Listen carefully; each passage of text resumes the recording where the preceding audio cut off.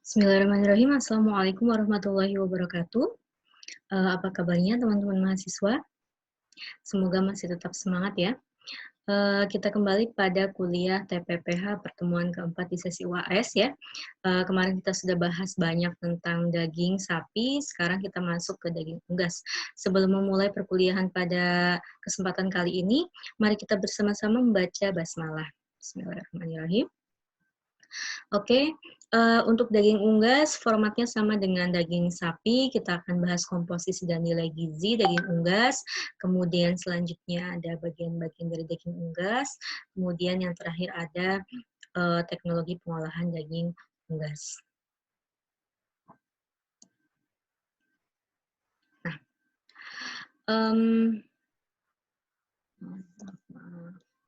Nah, apa namanya? Unggas sendiri merupakan suatu jenis hewan gitu ya yang diternakan oleh manusia yang memiliki banyak juga jenis-jenisnya lagi gitu ya, macam-macamnya lagi. Macam-macam unggas yang biasa kita kenal atau familiar untuk dimanfaatkan sebagai konsumsi antara lain ada ayam, kemudian itik, kemudian merpati, angsa, puyuh, ya. Warna daging unggas ini berbeda-beda ya, tergantung dari umurnya, kemudian turunannya, anggota tubuh yang mana, bagian anggota tubuh mana, kemudian spesiesnya itu apa, spesies itu apa. Nah, biasanya kita kelompokkan menjadi dua warna, yaitu daging berwarna gelap dan daging berwarna cerah. Daging berwarna gelap misalnya daging-daging pada unggas angsa, bebek gitu warnanya kan kecoklatan ya, bebek, angsa, merpati itu tergolong dari warna daging gelap. Kemudian warna daging cerah, putih ya biasanya, kuningan gitu ya. Ayam, kalkun, pikok gitu ya. Nah, misalnya ayam broiler atau ayam ras. Ayam broiler ini ayam yang telah mengalami pemeliharaan. Ini merupakan sumber daging unggas paling besar ya, paling besar saat ini yaitu dari ayam broiler. Umurnya di bawah 8 minggu, bobotnya satu ekornya antara 1,3 sampai 3 kilo. 3 kilo itu besar sekali ya ayamnya ya. Nah, ini yang paling banyak jadi konsumsi masyarakat, yaitu sumber daging unggas yang berasal dari ayam broiler.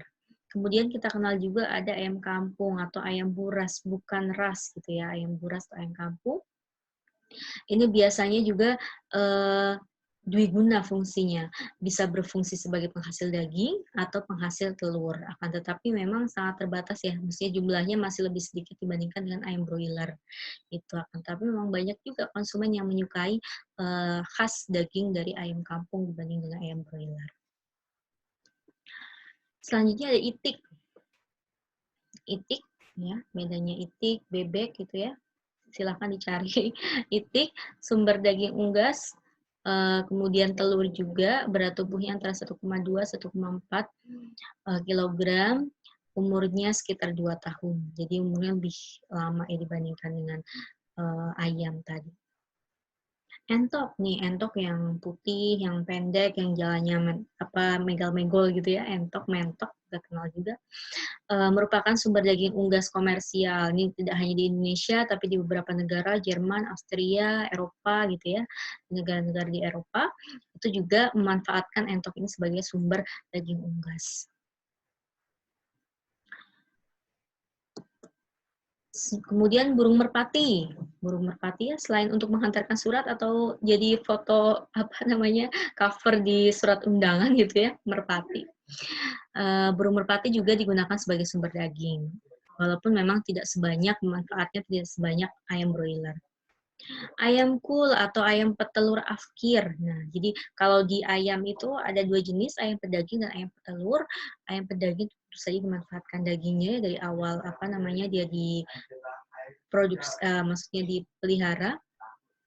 Nah, ayam petelur ini ayam petelur juga suatu saat akan menjadi afkir atau dia sudah tidak produktif lagi dalam menghasilkan telur.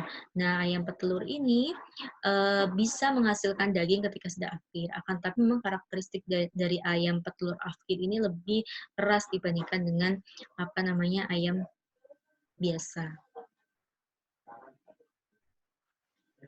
Kemudian ada burung puyuh. Nah, burung puyuh juga merupakan dwiguna, bisa menghasilkan telur dan daging. Kemudian burung unta. Ini burung unta mungkin kalau di kita mah ada di kebun binatang gitu ya, jarang untuk dikonsumsi. Tapi di beberapa negara yang memang menghasilkan banyak burung unta seperti di Afrika, maka burung unta ini juga termasuk sebagai sumber daging. Beratnya antara 90 sampai 135 kilo gitu ya. Jadi hampir seperti sapi gitu ya. Kemudian sumber daging yang lain adalah mohon maaf, kalkun. Kalkun ini berasal dari Meksiko dan bagian Amerika Selatan, Amerika Serikat, Amerika Selatan. Biasanya digunakan untuk acara Thanksgiving atau pesta gitu ya. Di sana, di Amerika, beratnya mencapai 43. Dia juga umum disajikan dalam bentuk segar ataupun dalam bentuk beku dagingnya gitu ya. Memiliki protein yang tinggi dan rendah lemak sebagai sumber zat besi, fosfat, seng, dan sebagainya. Berikut adalah tata cara penyembelihan sesuai dengan aturan dari MUI. Ini sifatnya untuk ayam ya. Jadi pertama kesejahteraan ayam yang akan disembelih gitu ya, tidak hanya manusia, maka kesejahteraan hewan ternak pun perlu diperhatikan, apalagi untuk sembelihan. Dan mau tidak mau memang kesejahteraan ternak ini akan berpengaruh terhadap kualitas daging yang dihasilkan gitu ya. Kalau bahagia itu akan menghasilkan daging yang lebih berkualitas dibandingkan dengan ternak yang tersiksa gitu ya atau tertekan sebelum dia dipotong. Dilakukan oleh seorang muslim gitu ya. Seorang muslim, Kak di sini dibilang muslim ya. Jadi bisa perempuan maupun laki-laki yang menjadi juru potong ternak ini. Kemudian menghadap kiblat ini sunnah, kemudian pisaunya tajam supaya tidak menyiksa hewan ternak yang kita potong. Kemudian mengucapkan bismillah untuk setiap ekor ayam atau secara keseluruhan. Jadi boleh sekali ucap untuk seluruh ayam. Itu biasanya dilakukan di tempat potong atau RPA yang besar ya, yang motongnya tidak hanya puluhan tapi bahkan ratusan atau ribuan dalam satu malam seperti itu. Kemudian dilakukan memotong 3 urat, yaitu esofagus, saluran makanan, saluran pernapasan, dan pembuluh darah yang tebal di kanan kiri. Hingga putus dan darahnya mengucur keluar sampai habis dan ditunggu sampai ayam tersebut mati.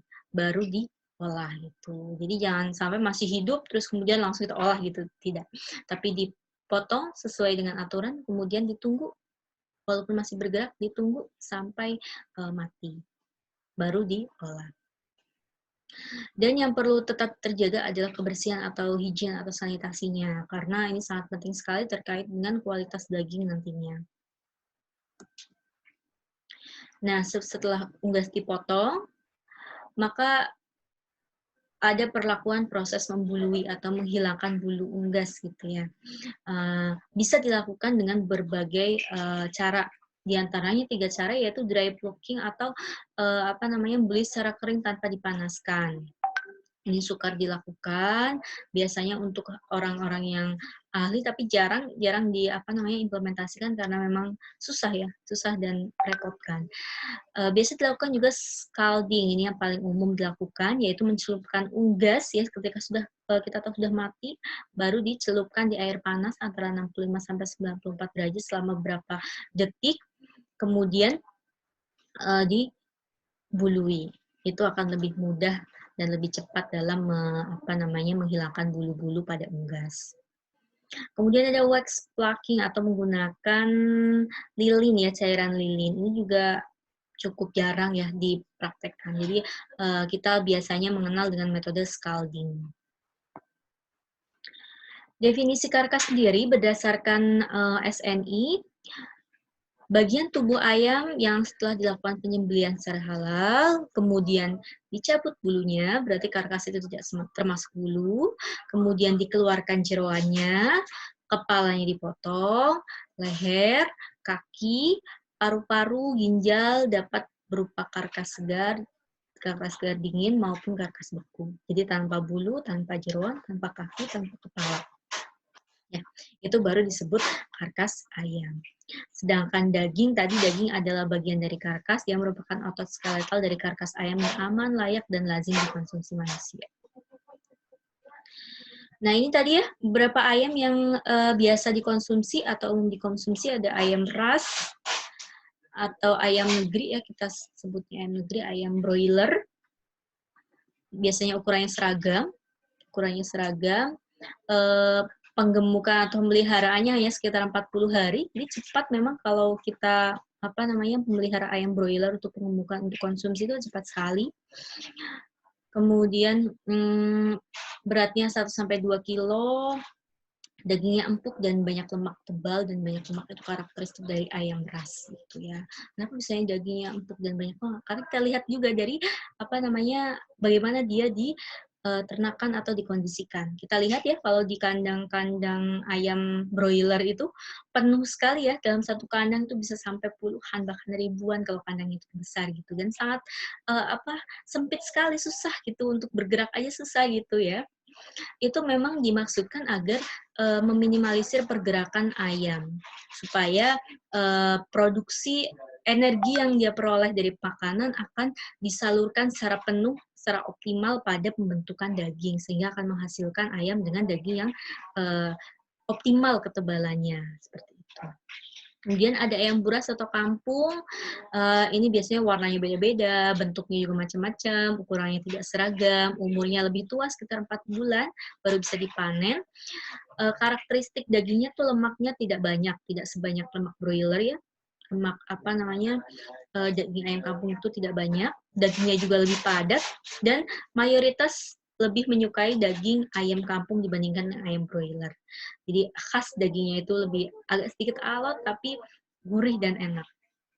Gitu. Kemudian ayam bekas petelur tadi ya, ayam afkir tadi, umurnya lebih dari 1 tahun, beratnya juga lebih berat, lemaknya cukup banyak karena memang sudah tua ya umurnya, dan dagingnya lebih lihat karena memang umur yang tadi yang sudah terlalu tua, sekitar 1 tahun gitu. Tapi ada di pasaran juga ada ayam afkir.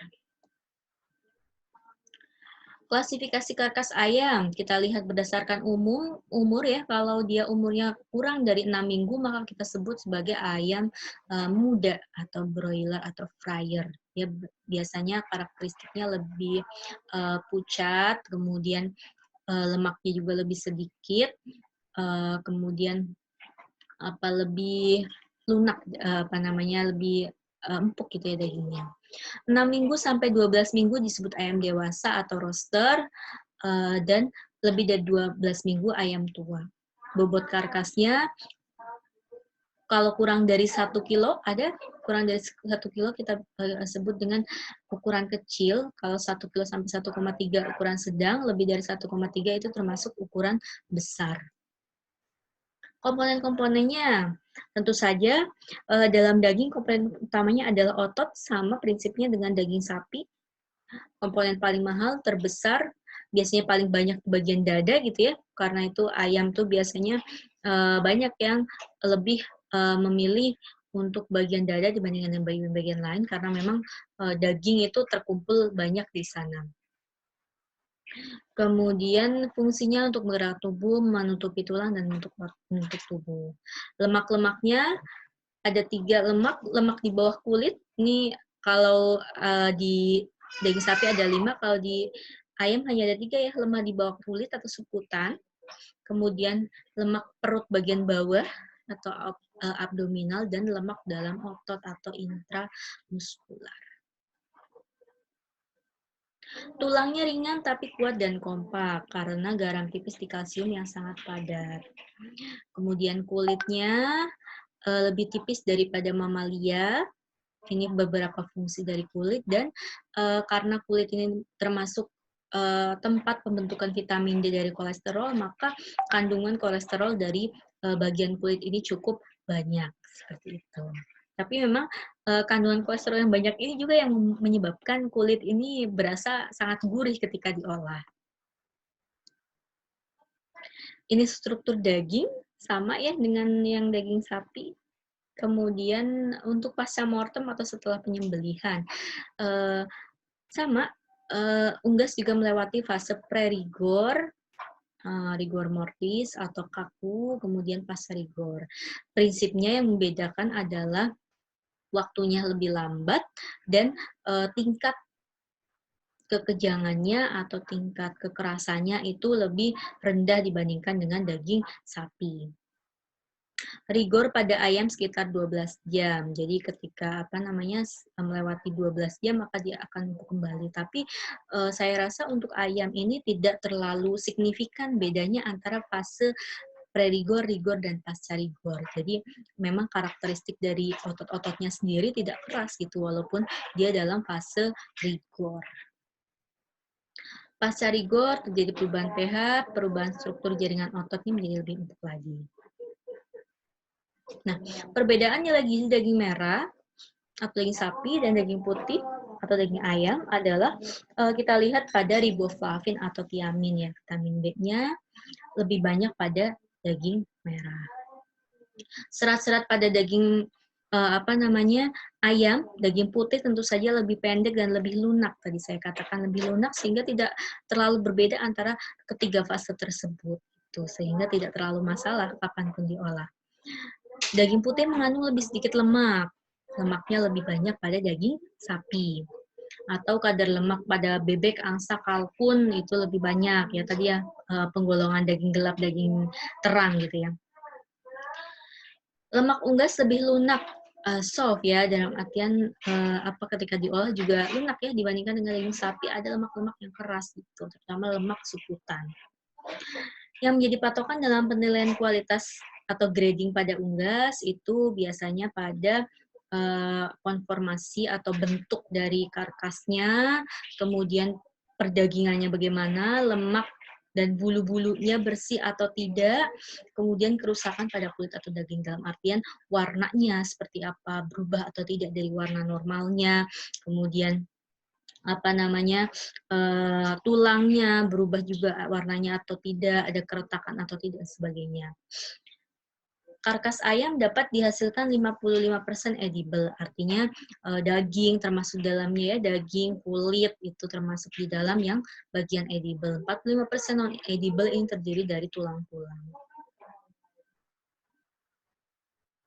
Kualitas kimianya kita tinjau dari kadar air. Kadar air pada ayam muda lebih besar daripada kadar air pada ayam tua. Kemudian daging dengan lemak yang tinggi lebih kecil kadar airnya daripada daging dengan lemak yang rendah. Karena itu memang intinya kadar air ayam muda itu lebih banyak daripada kadar air ayam tua. Lebih segar kita lihat dan lebih cepat juga terkontaminasi dan umur simpannya juga lebih pendek dibandingkan dengan daging tua yang memang kadar airnya lebih sedikit. Protein terdiri dari miofibril, aktin, dan myosin, prinsipnya sama dengan daging sapi, sarkoplasma, albumin, globulin, kemudian kolagen ya, yang ada di kulit dan sebagainya. Komponen bahan kering yang terbesar pada daging. Ini protein ya, karena itu kita kenal sumber protein salah satunya adalah daging, karena komponen terbesarnya selain lemak adalah protein. Protein komponen terbesarnya karena memang daging ini terdiri dari serabut-serabut otot gitu ya. Semakin bertambah umur ayam, maka persentase protein dagingnya akan berkurang karena akan semakin banyak persentase lemaknya. Kemudian lemaknya, trigliserida adalah lemak utama yang disimpan dalam jaringan tubuh ayam. Ayam jantan lebih banyak mengandung lemak tubuh, tetapi kandungan lemak abdominalnya lebih rendah daripada broiler betina. Lemaknya lebih banyak, tapi lemak abdominalnya itu lebih banyak adalah yang betina. Itu adalah ciri khas dari ayam jantan dan ayam betina. Semakin besar bobotnya, maka tentu saja semakin besar juga presentase lemaknya. Nah, ini nanti ada tabel-tabel